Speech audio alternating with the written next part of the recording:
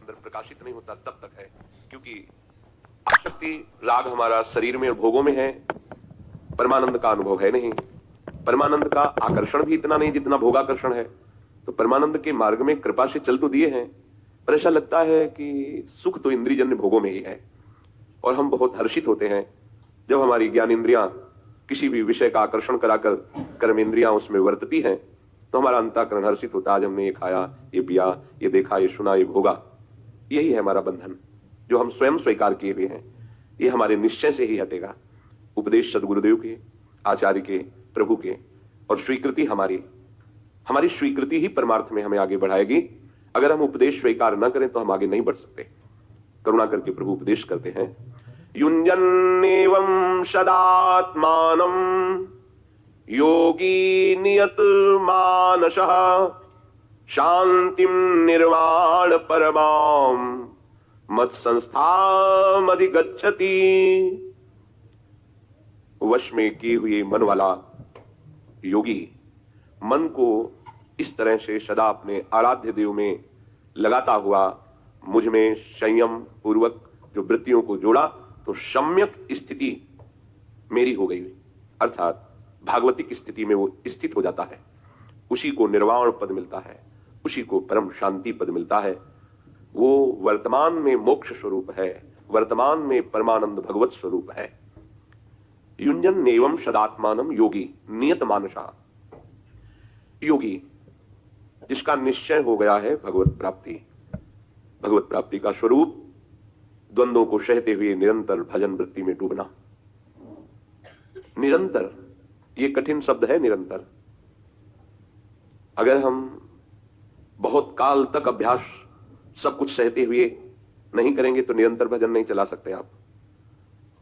और यदि बहुत काल तक आप ऐसा अभ्यास कर ले गए, दीर्घ काल निरंतर सत्कार सेवितो दृढ़ भूमि, तो आपके हृदय की भूमिका ऐसी दृढ़ हो जाएगी कि आपको भजन करना नहीं पड़ेगा। केवल भजन का आप स्वाद लीजिए, भजन चल रहा है, कैसा आनंद होता है। सच्ची मानिए, ये सब अकल नहीं लगानी पड़ती कि ये मिथ्या है, इसे त्याग दो, इसमें सुख नहीं। ये सब प्रारंभिक ककहरा की पढ़ाई होती है। जब नाम का निरंतर हृदय में स्फुरण होने लगता है, बड़ी महिमा है नाम की। हमारे हृदय में जब तक नाम के प्रति महत्व बुद्धि नहीं आ रही, तभी तक ये बात है।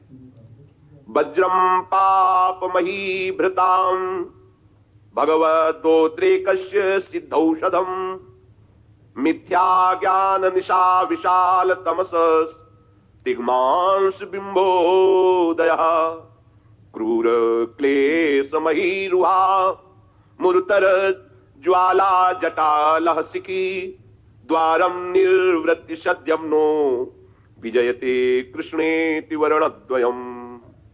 ये जो प्रभु का नाम है, हरि, कृष्ण, गोविंद, माधव, ये ऐसे महामहिमा में प्रभु के नाम है। फिर अपना ये राधा नाम तो ये स्वयं हरि जपते हैं, इसकी महिमा का क्या वर्णन करें। वज्रम पाप मही भृताम।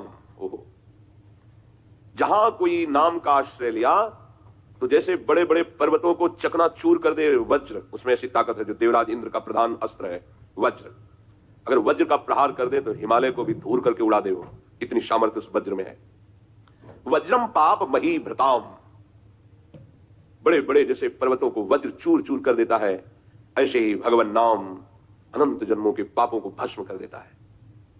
कोई भी पाप उस उपासक के जीवन में अब भजन नहीं छुड़वा सकता। शरीर में पीड़ा देना और भजन में बाधा पहुंच जाना, दोनों में अंतर है। भजनानंदी का भजन न रोक सके, यह सबसे बड़ी चतुरता होती है उस उपासक की।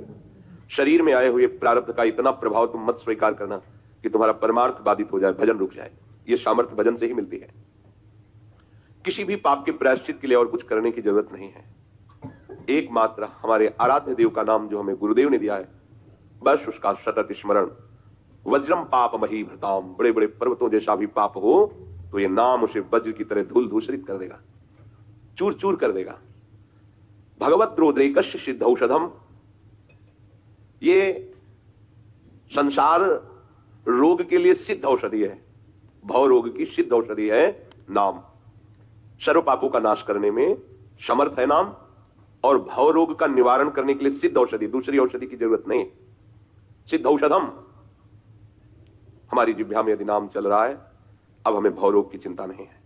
थोड़ा परहेज ठीक रखें, कुमार्गगामी व्यक्ति और वृत्तियों से अपने को बचाएं और निरंतर नाम का अभ्यास करें तो भव समुद्र से पार हो जाएंगे। पार क्या होना है? भव समुद्र ही सूख जाएगा। नाम लेत भव सिंधु सुखाही, करहु विचार सुजन मन माही। न नौका की जरूरत है, न तैरने की जरूरत है, नाम पुकारो कि भव समुद्र ही सूख जाएगा। मिथ्या ज्ञान निशा विशाल तमसस तिग्मांसु बिंबोदय। ये अज्ञान रूपी रात्रि के सघन अंधकार को दूर करने के लिए बिंबोदय, ये भगवान भुवन भास्कर है नाम। ये अज्ञान के कारण ही हमें भोग प्यारे लगते हैं,